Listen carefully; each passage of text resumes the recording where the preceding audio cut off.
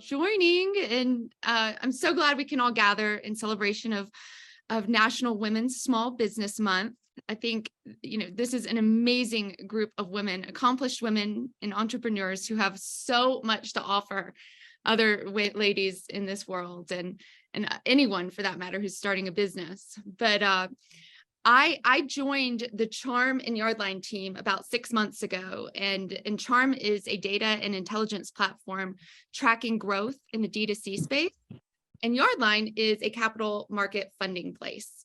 So I had the opportunity of meeting Yael at the Powwow conference a few months ago, and I was immediately inspired by her. And Yael is the founder of Fortunet, a leading investment banking firm that helps e-commerce sellers exiting for the highest possible valuations. So in addition, she's also the founder of Cabilly & Co., one of the top law firms in the e-commerce space. So I don't think Yael has much downtime. But in the true nature of collaboration, Yael introduced me to Melanie, who is a real force in the tax space. She's a partner and tax director running global expansion strategy at AVASK Accounting. So AVASK is a 5-star rated partner on the Amazon Partner Network and specializes in working with brands who are expanding to the EU, North America, Australia, and the UAE. Thank you for being here, Melanie. I know you could have been on a plane right now. And last but not least, Amy is CEO of Amazing at Home, an e-commerce consultancy working to help global brands launch and find success. She's also the host of the weekly Seller Roundtable podcast and is known affectionately as the Fixer. So I think we should start with you, Amy. If you could talk us through some of your productivity hacks and then go from there. Oh, we're getting right into productivity hacks. Okay. Well, hey, everybody, what's up? And thank you, Gavin, for having us. This is just so wonderful to share the stage here. I myself, just a little bit about me, I'm also an Amazon seller. I started selling in 2007 as a hobby while I was in the United States Air Force. So I'm a military veteran. I spent 18 years in the United States Air Force as a war planner. And that's why I'm so good at productivity. So, throughout that, I really, since I invented a product, I had a passion for helping people to do the same, because I ran into a lot of kind of hard barriers to overcome. I'm a very educated woman. I have an MBA, a Master of Science in Cybersecurity. I have 3 undergraduate business degrees, but none of that taught me how to take a prototype that I had built and to launch a brand in the marketplace. And I knew that if I was running into these barriers, then so were so many other entrepreneurs around the world that had an idea and wanted to bring it to market, but just didn't know how to do it. And so, I just set out to help as many people as I could. And that's how Amazing at Home e-commerce consulting was born, because we just started helping people. And before we knew it, we had more people to help than we could, we had a business on our hands, right? So I, like every other business owner, had to learn how to start, right? Like, how do you build your own systems, And over the years, I've taken people to China on sourcing trips. I now own the only multi-category trade show in Mexico and Latin America. It's called Evo Latam. So we're helping people now source from Latin America as well. So, a couple of companies under my belt. I've started 7 6-figure businesses since I retired from my 6-figure cybersecurity job in 2018. So I've moved very, very quickly, and I attribute that to being able to set goals and be productive, as well as outsource and grow a team over time, right? So when you're just talking about productivity hacks, all of us struggle with going from self-employed. That's where we own our job and we're putting on all the hats. We're marketing, we're accounting, we're all the things. And then all of a sudden we realize I'm never going to grow if I don't figure out how to not do all of these things, right? We're just stuck in that self-employment loop, and that's called entrepreneurial poverty, right? So just talking about, I'm going to just break down my top 5 productivity hacks And then I can't wait to hear everybody else's. So the first hack that I have for you, when you start to get overwhelmed, and in the very beginning of your business, and every so often, I want you to track your time for a week. I know it seems arduous, but just track your time for a week. And I do this every so often. Every time I start to feel bogged down, I track my time for a week. And what's key about this, when you're tracking your time for a week, I want you to put the date, the day, so you can kind of know when you do tasks. I want you to write down the title of the task and a short description of it. And now this is where it gets important, right? Because this is where you're going to glean the information. I want you to put the amount of time that you spent on that. So I spent 40 minutes checking my email, whatever it is, right? And then I want you to have a column that says, is this outsourceable? So you have to answer the question, yes, no, I don't know, right? When you answer that question, then you answer the next question is, who is it outsourceable to? So is this outsourceable and to whom? So you go, okay, I spent 45 minutes checking my email. Yesterday, I spent 2 hours doing that. Oh my gosh, this is consuming me, right? And you're able to see over time, is it outsourceable? Yes, to an executive assistant. So at the end of the week, you look at all the things you've been doing, customer service in your e-commerce store, whatever it is, and you sort by, is it outsourceable and to who and how much time you spent on it. Now you have a list of exactly who you need to hire first and what their job description is, because you just wrote down all their tasks. So now it's very easy for you to create a job description online for you to hire, because you have just literally created the job description of the hat that you want to pass off. And you can pick, if you like, let's say you spend a lot of your time on social media, doing social media marketing for your brand, but you actually like to do that. And then you also spend like too much time doing your email or responding to customer service messages, but you hate that. Well, then it's very clear. Okay, I've got 20 hours a week that I can hire part-time to do that. So that's number one.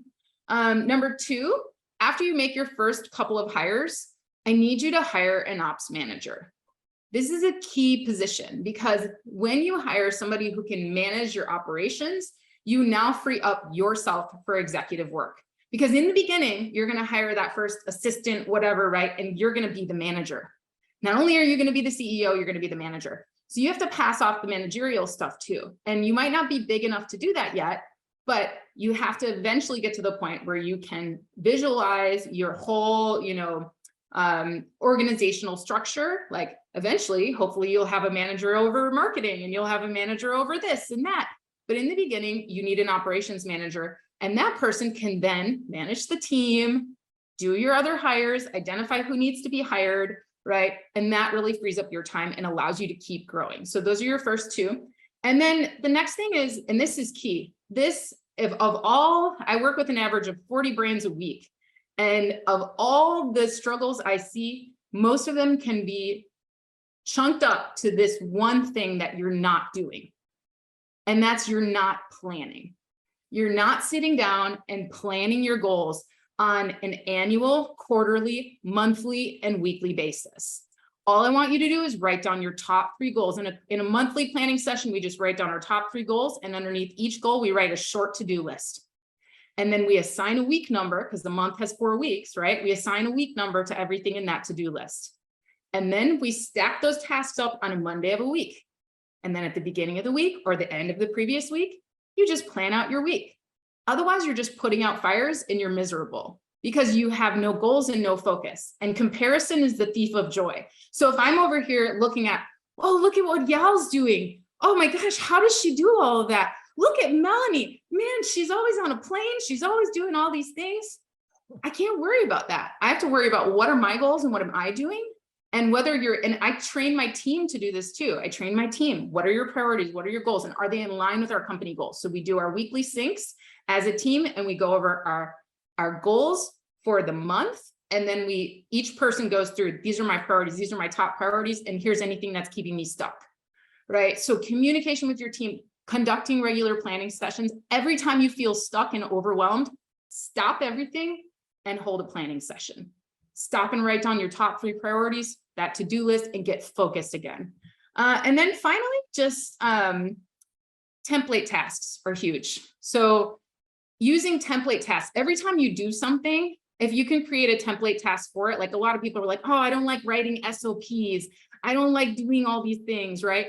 I can't find that file in Google Drive. Where the heck is that, right? So every time we do something, the first time I do it, I write it in Google Keep.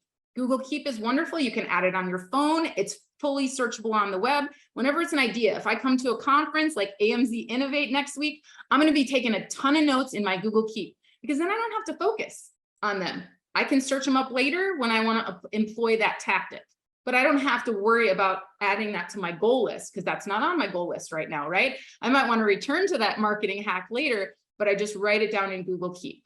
The second time when I find myself doing something, I go ahead and I put it in a template task, right? So what that means is, like, for example, we have template tasks for onboarding all of our employees. When we hire someone, we assign them, we just duplicate the template task and we assign it to them in Asana. And you can use whatever productivity tool you want, Monday, Asana, whatever. But if you create those template tasks of the steps and then embed your SOPs, you never have to recreate them. You just duplicate it and assign it. And then all of a sudden, you're not spending your time manually onboarding people. They feel like they're part of the team, right? And everything, repetitive tasks, everything, get it in there so that you don't have to worry about it. It's off your plate. It's in a template. It's there to go, and you're good. We do that with our social media marketing, everything. So Tip Tuesdays, we have a template task. What we do, we just duplicate it every week. We assign the date, and then we've got our SEO SOP, our blog posting SOP. It's all in there. And then whatever team member needs to be assigned to it, it's there, and we can collaborate right there. So template tasks are key, and that's what allows us to do the work of an army with a tiny little team across multiple companies and business lines. So that's it. And then my final one is, of course, I'm sure all of you guys agree, use automation tools. There's calendar scheduling. There is AI copywriting. Are you kidding me? It's getting so good. Like, I'm a copywriter and it's driving me nuts. I'm like, man, these guys are taking me out as a copywriter, but they're wonderful. Zapier is one of my favorite automation tools. When a certain email comes in my inbox that meets a certain criteria, it automatically drafts a response. And then all I got to do is go into my draft folder and go, I'm going to send this personalized response every time someone sends me an email that meets this criteria. So I don't have to sit there and retype up these things. You can do that for customer service requests. You can do that for so many things, but use automation. It is your tool. So those are my top 5, and thanks for letting me share. Amy, I think we could talk for hours about your transition from being a war planner to building brands and consulting. That's such a fascinating background. And I was not familiar with template tasks, so I'm going to check that out. Thank you. We have a question for the audience, and Sarah is going to put it up there for us. But one thing became crystal clear when trying to learn more about productivity and scalability, and that's that there are a lot of different avenues and approaches to take to finding productivity and success. And I'm glad Amy just talked us through her top 5. So if you guys want to answer this question, I'll give you a minute. What is productivity?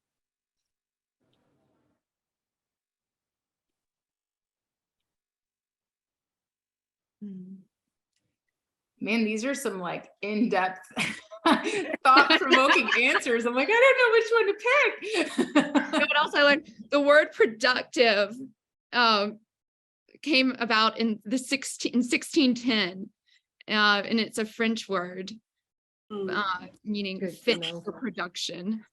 Yeah, I would say for me, it's about being effective.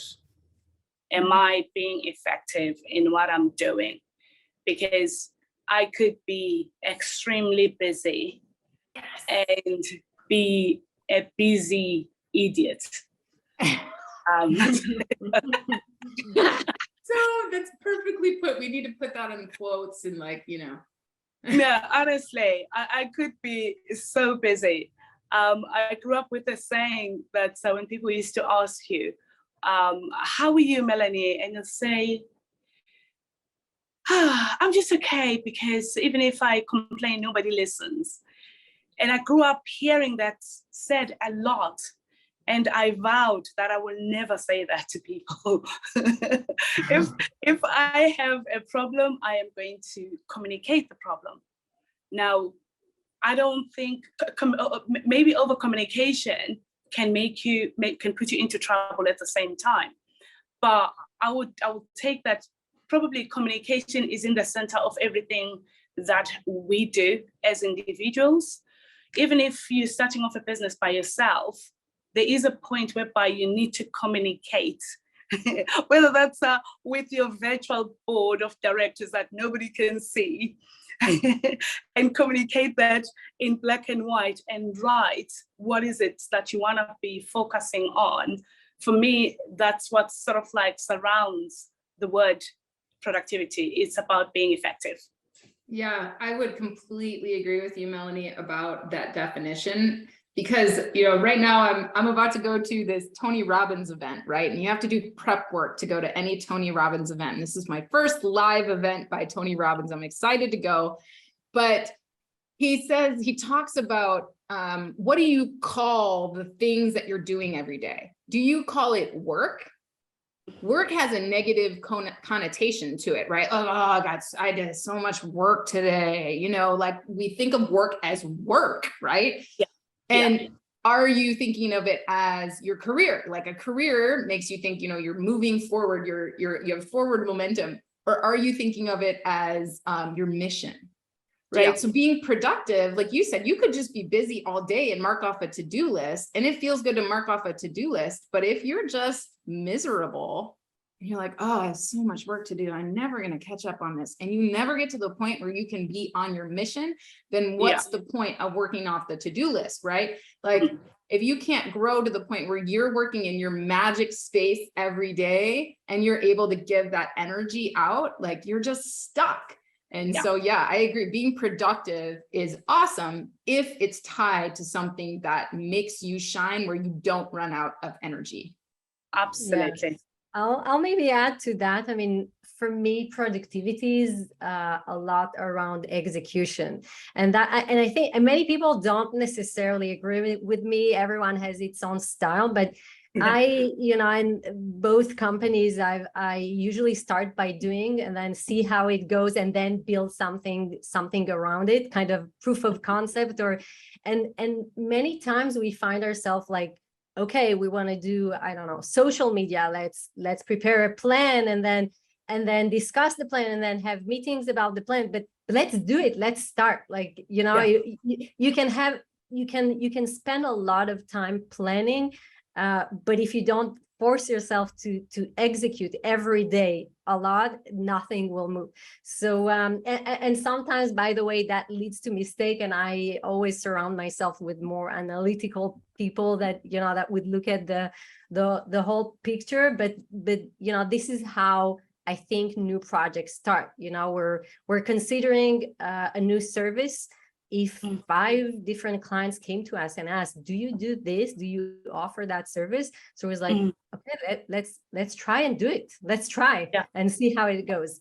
As long as, of course, professionally, you know what you're doing and you have the kind of basis and knowledge. So, so for me, you know, productivity, we were talking before this webinar, like, who am I to say how to be productive? I'm not sure I'm the most productive day, but for me, it starts with how much have I executed today, you know, like how much have I done? How did I push the company forward today, you know, versus yesterday?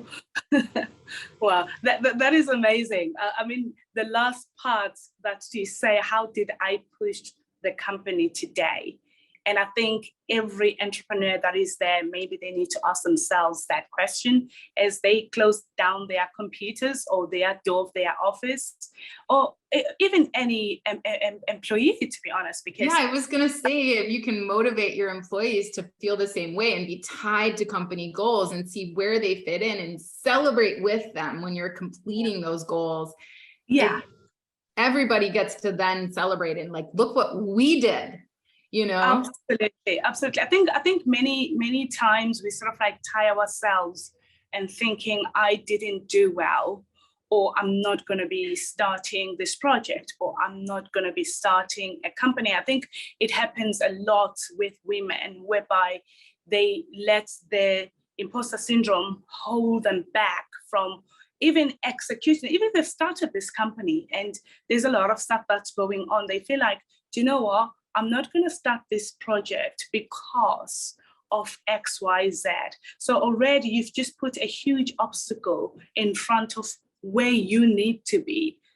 And I will say that once you start this company, it's about you just being tenacious. I mean, we're talking about, it's the most important month for women, to celebrate women that are in business, especially during the month of October.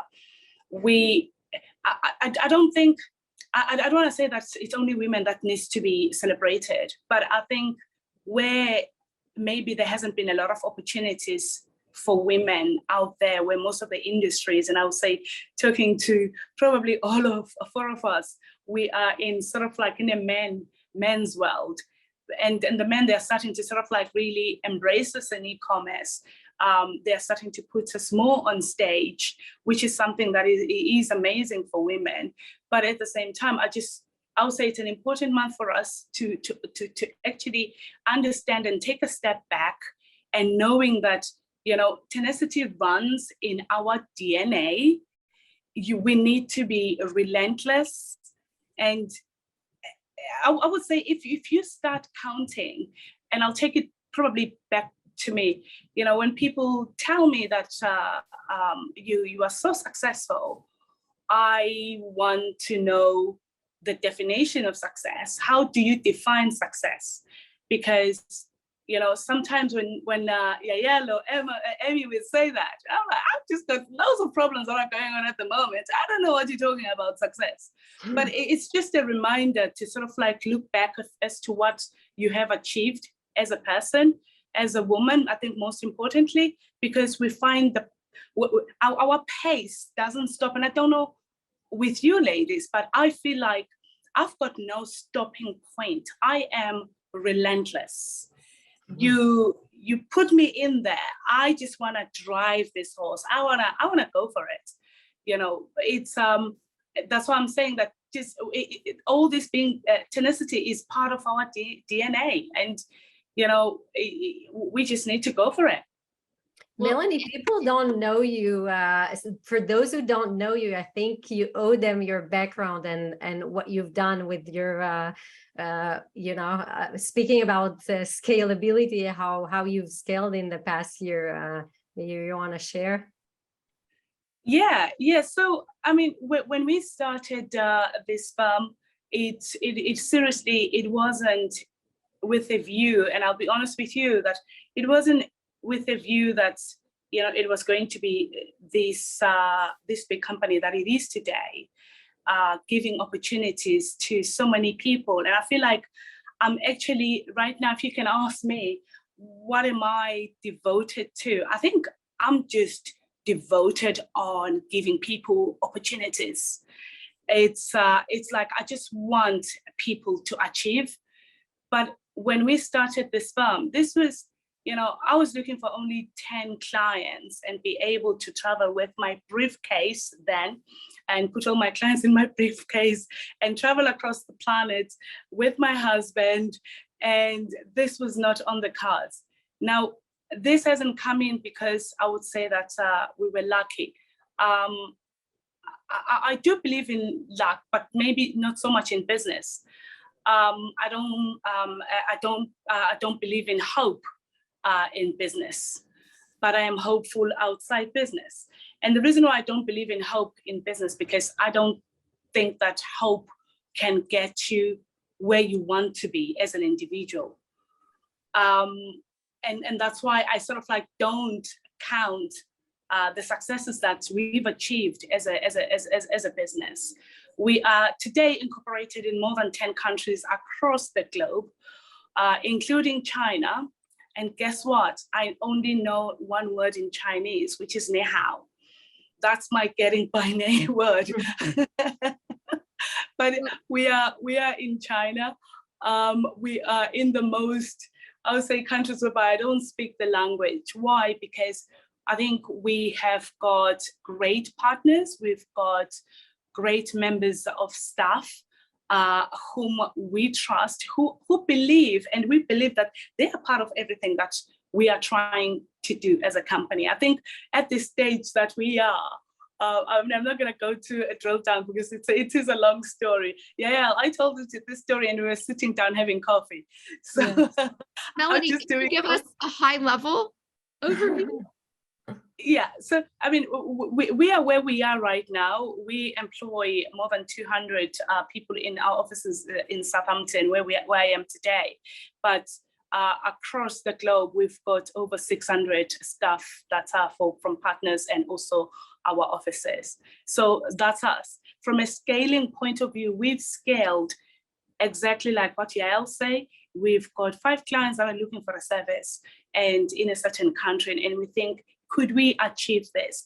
How could we achieve this? And we put down a business plan, a business case. We feel like we felt like we had to be accountable. I mean, my husband joined me on year 2 of starting the business, but I felt even then that I had to build a business case for every service that I was looking to introduce in the company, for every country that I was looking to launch in. So I had to be accountable. So I would say accountability for anybody that is looking to survive in this business, I would say it's ever so much important. And also being flexible, because sometimes, you know, you're not going to be working 9 to 5 or near the beach because, you know, you see, Amy is sitting somewhere in Miami, and you're thinking that I want to be like Amy. I'll say be flexible, because sometimes you're not going to be able to do that. You're going to be inside a dark room on your underground floor for 18 hours, going upstairs for coffee only and going back down again and starting all over again.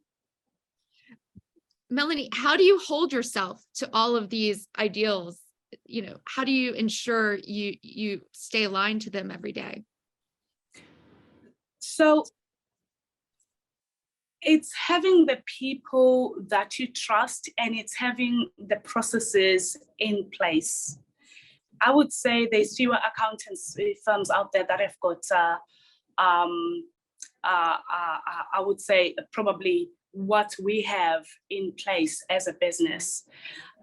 We have introduced even developers in our firm because we wanted to make sure that we've got automation in place. We've built processes, so which means if you start with us tomorrow, you'll have a Bible of how to do.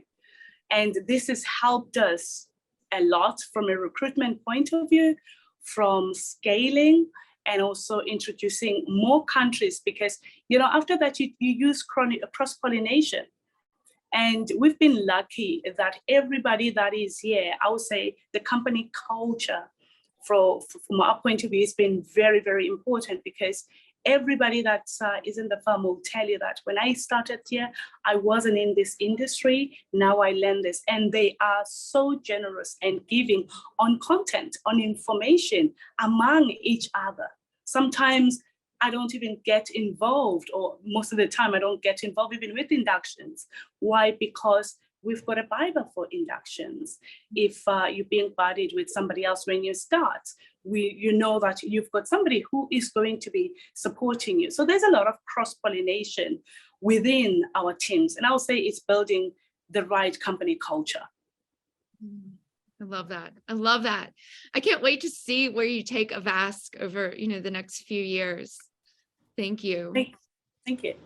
Yeah. And speaking of scalability, Yael, I don't know your story. You know, I'd love to learn more about your firm and like how you got involved. And I know you have some scalability hacks.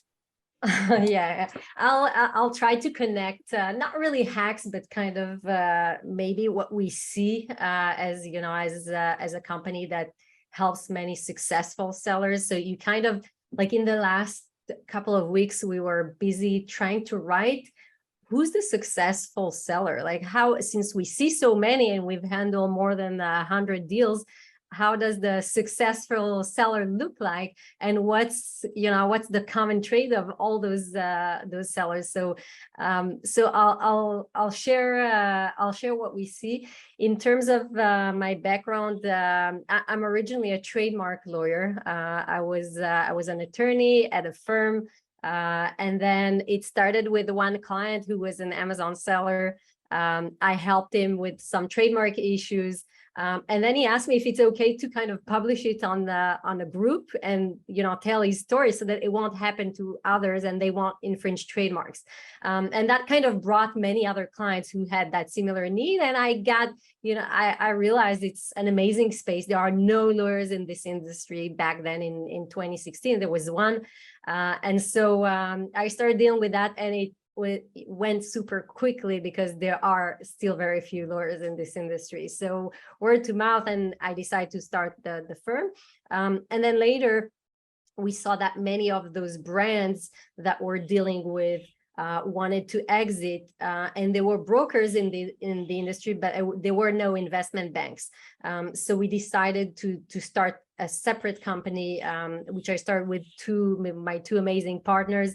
And that company helps medium and large sellers with the exit process. And the idea is not just to publish it on a website and and wait for others to come and see it, but really be very proactive, preparing the sellers to the exit way before they sell the business, and then prepare the materials and then hold their hand throughout the entire exit process.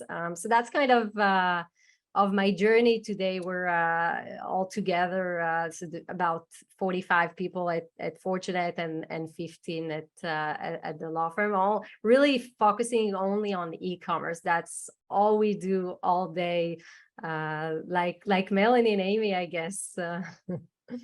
How do you balance both spaces? Companies. Yeah, very, very hard. We were talking about productivity. I think it took me some time to understand what I'm good at and what I'm not so good at. And, after some time, a law firm, you usually don't have a CEO at a law firm. The partners are kind of running it. It's a little similar to accounting firms. And who said the lawyers know how to manage, employees and the financial side? And so I realized what I'm good at and what I'm really not good at. And so after a while, I've hired a CEO to the law firm that really manages the company together, of course, with the partners who are more on the professional side. So that kind of, really helps you focusing on what you do best, which is like the legal material learning, helping the lawyers, helping clients, and meeting new clients. That's kind of my, what I know on the legal side, and at Fortunet, helping the clients on preparing to the exit on the due diligence side. When it comes to scaling, I can maybe share some of the things that we see among sellers, the larger ones, those who, are about to exit or want to exit a year from now. And they're always asking themselves question like, I get to a good, product on Amazon.com. I'm selling very well. I have one or two products.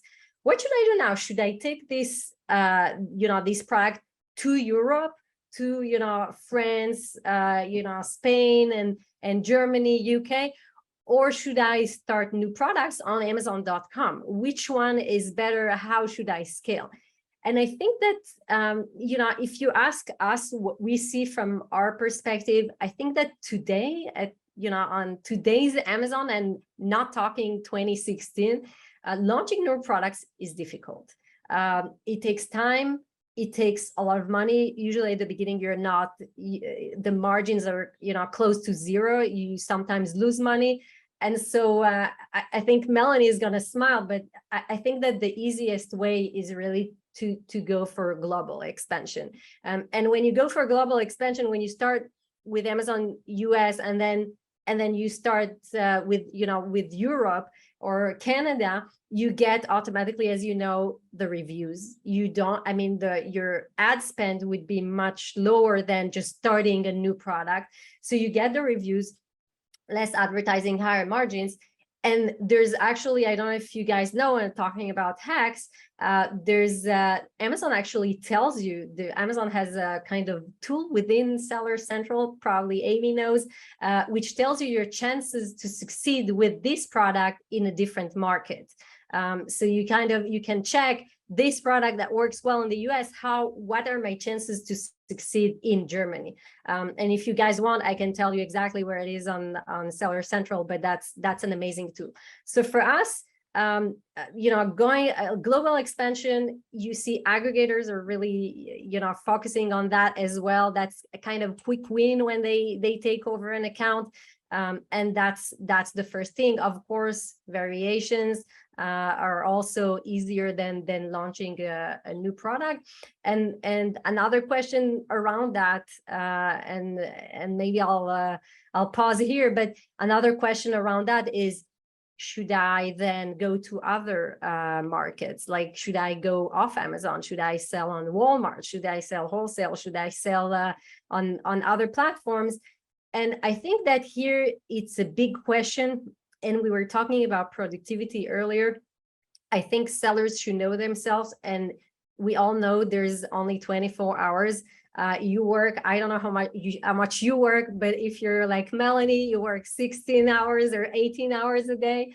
But anyway, the day is limited. And if you know Amazon very well, you know what you're doing on Amazon, and you didn't go to Europe yet, you didn't start in Canada, you didn't launch all the possible variations, I don't know if it makes sense to start a completely new marketplace that you don't know, where you have no knowledge, and your chances are simply lower than expanding within Amazon.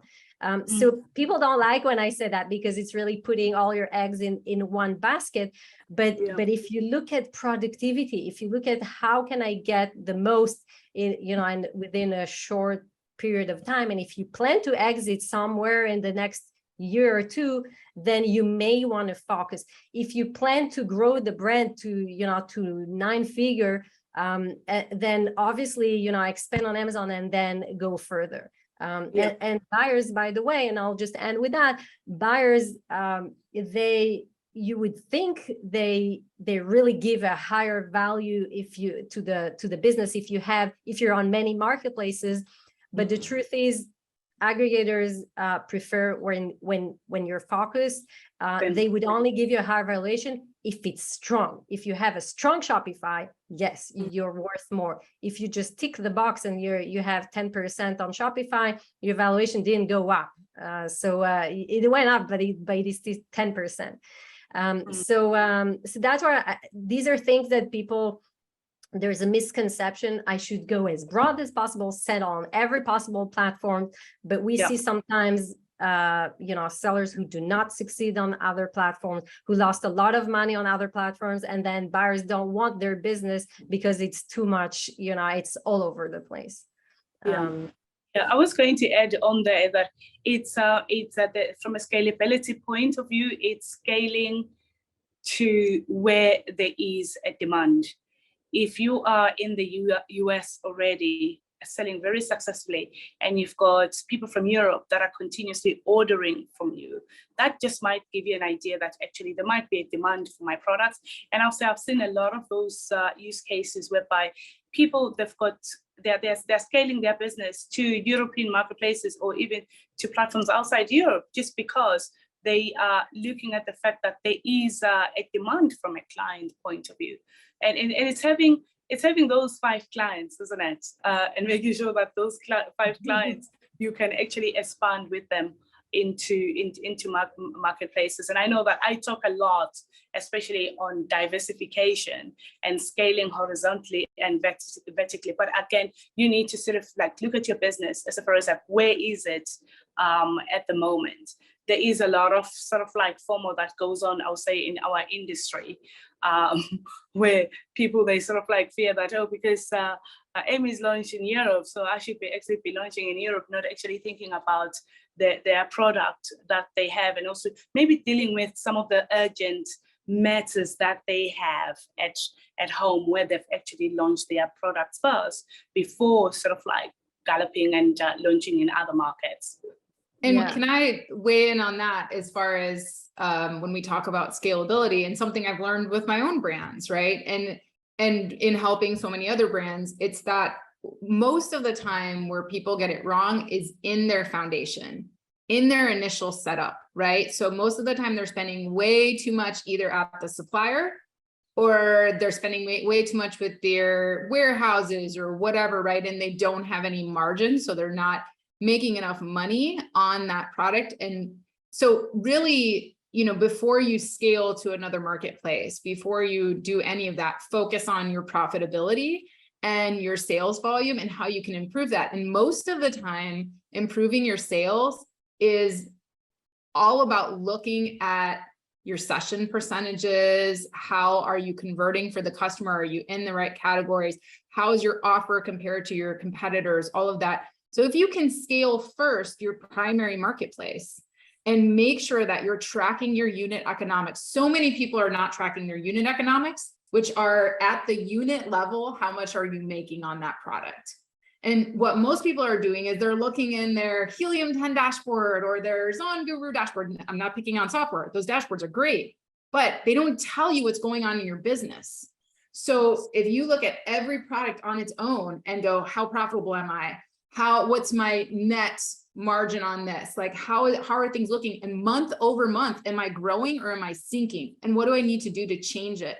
That single tip has effectively helped so many brands scale. And that's the first thing that I do with brands when they're already selling and they're just like stuck and they're not really sure what to do next. I go, all right, we're doing unit economics. We're breaking it down, because your accountant over here is going to do one thing for you, right? They're going to give you your P&L. They're going to give you your balance sheet. And you need to break down that balance sheet and actually see like, okay, what percentage is my ad spend of my entire, monthly burn rate, right?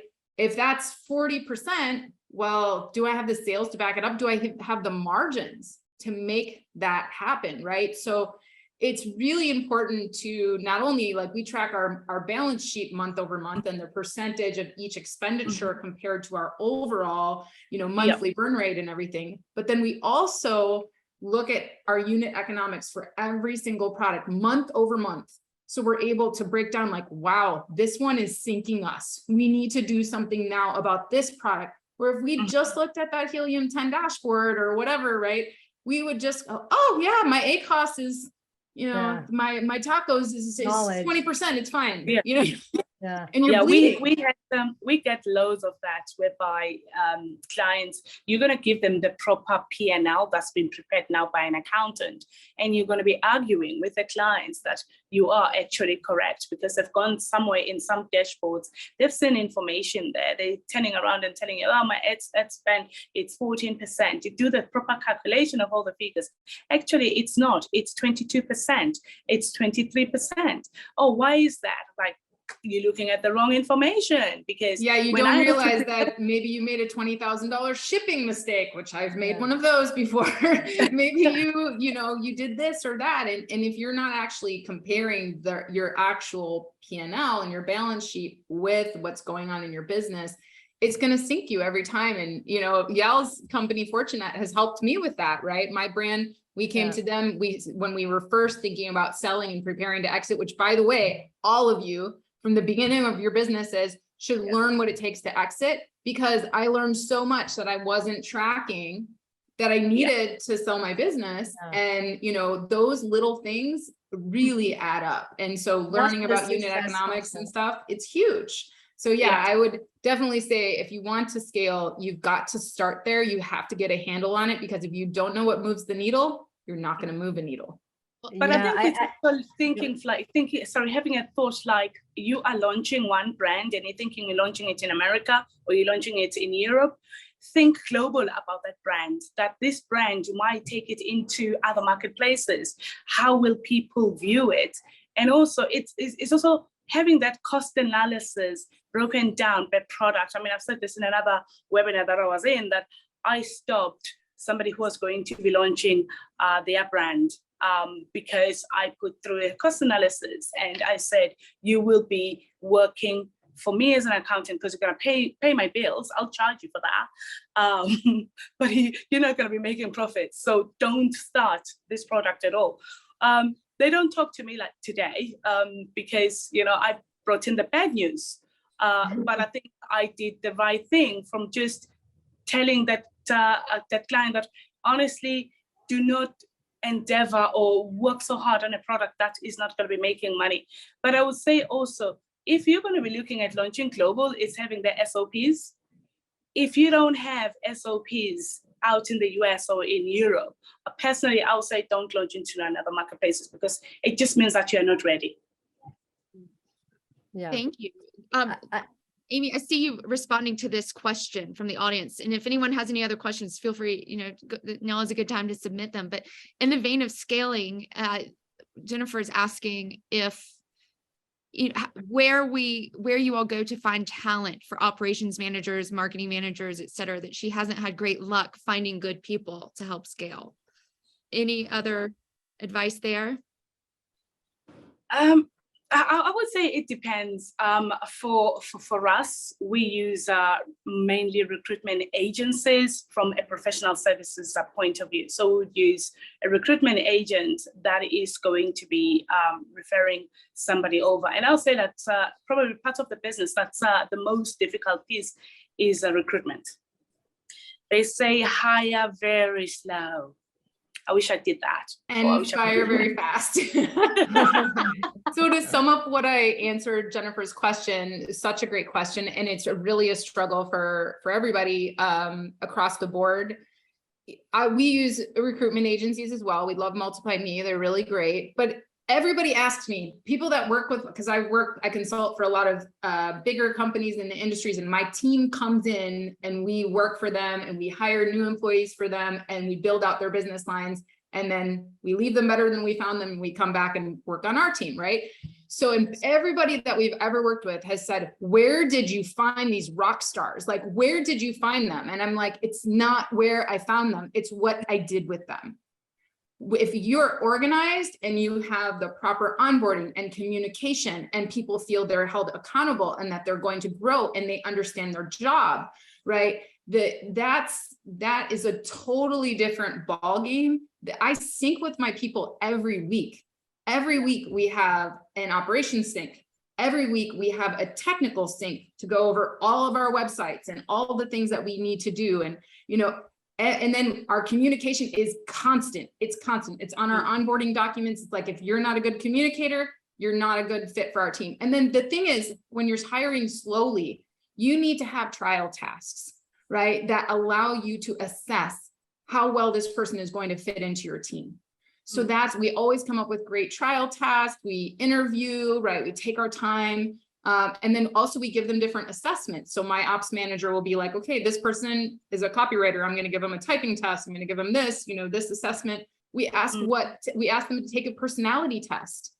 Like, I'm hiring an executive assistant right now, and it's important. This is the person going through my email. Like, this is my livelihood, right? Responding to very important people, So I need them to fit in with my personality. I need to know that they communicate in a way that's going to make sense. So the trial task was for them to draft responses to some of my emails. What would they say? How would they respond to this?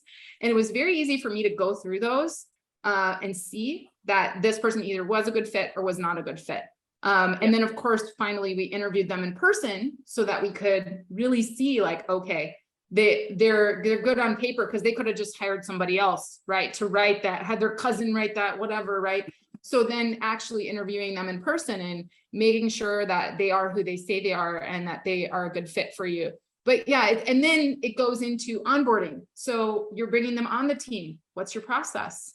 Is it templated out, or is it a hot mess? Are you so busy as a CEO, you're not actually syncing with your team? You're not communicating what their jobs are? When you don't have any organization for them and they don't feel that they're being led, they're just going to flake out and leave you. And so the people that are not organized end up, and I'm not saying this is you, Jennifer, I'm sure you have it, all together, but the people that I have friends that are just messy CEOs, right? And they don't know how to hire, they don't know how to outsource, they don't know how to onboard. And they end up losing those employees very quick turnover, because those employees are like, I don't know what my future is here. I don't feel accountable. I don't know what's going on. And that actually used to happen to me all the time. I used to hire and I wouldn't really have a good plan for those people.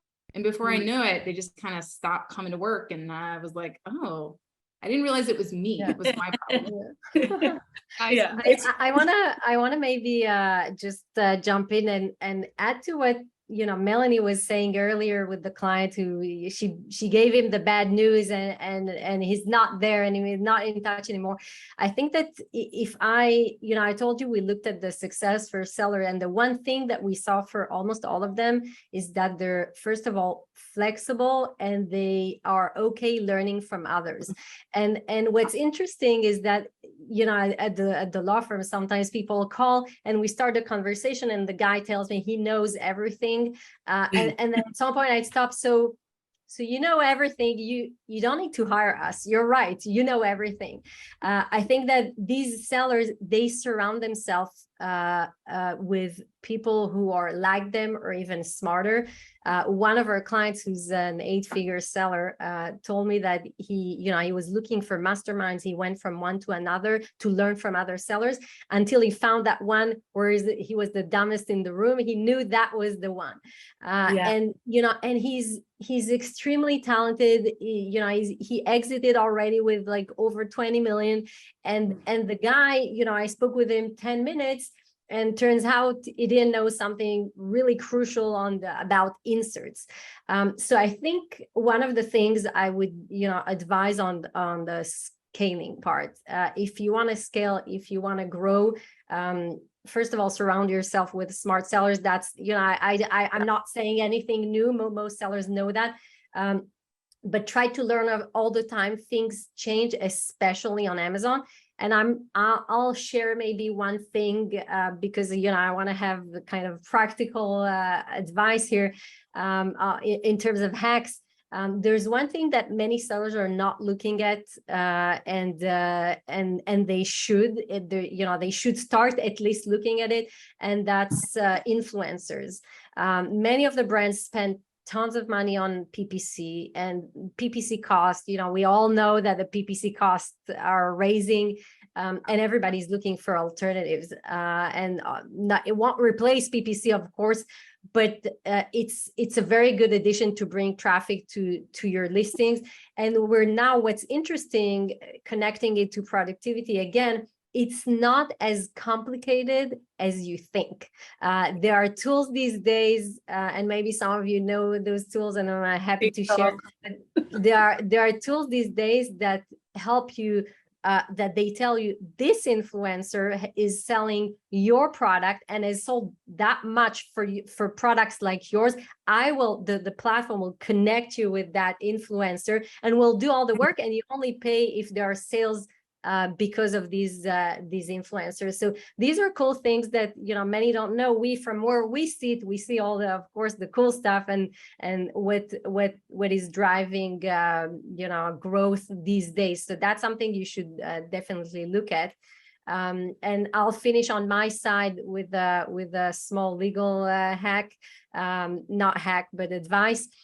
If you go global, make sure you're protected on the trademark side, because we see many sellers who run to other countries and then a hijacker jumps on their listing and there's nothing they can do because they don't have a trademark. There is an international trademark registration, which is, it's less expensive and you can kind of cover several countries at the same time. So just remember that when you scale globally, cover the trademarks. Thank you.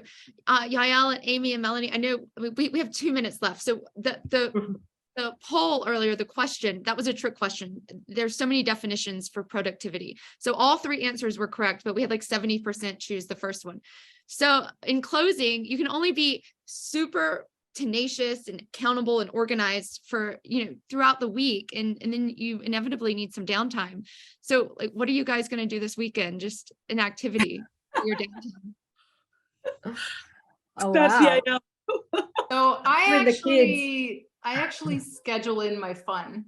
I'm notorious about my schedule. I'm very disciplined about my schedule. So yeah, I set my work hours, I set my chunks of time when I'm most operational, and only things that fit in that time. I've set my meeting times, everything. So that way I know exactly what my week looks like. Every other Friday, I schedule an off day, because if it's none on my calendar, I'll just work, because I love what I do.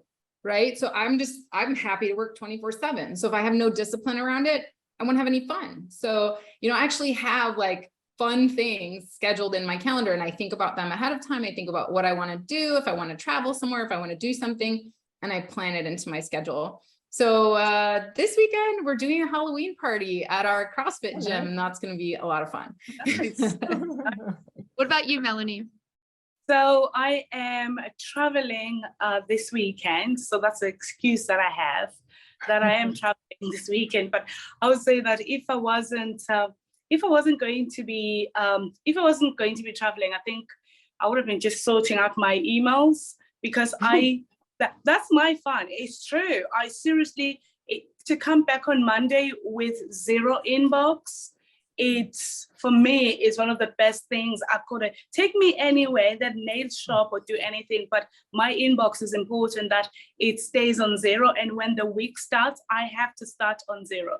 But for this weekend, I'll be traveling.